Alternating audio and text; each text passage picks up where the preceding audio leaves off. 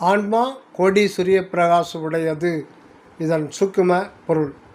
ஆனால் ஆன்ம அகநிலையில் துன்பத்திற்கு சிறிதும் இடமில்லை.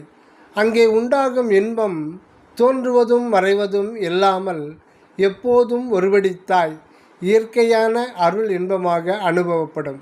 அந்த இன்பத்தை ஜீவனாகிய உயிர் உணர்வில் உண்டாகும் அனித்திய மாயா செயற்கை இன்பத்துடன் எவ்விதத்தும் ஒப்பீடு செய்ய முடியாது.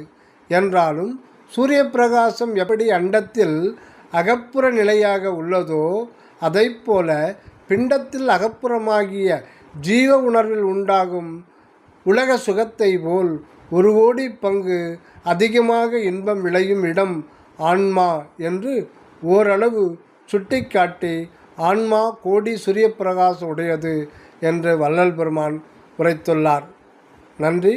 தயாநிதி சுவாமி சரவணானந்தா அவர்களுக்கு.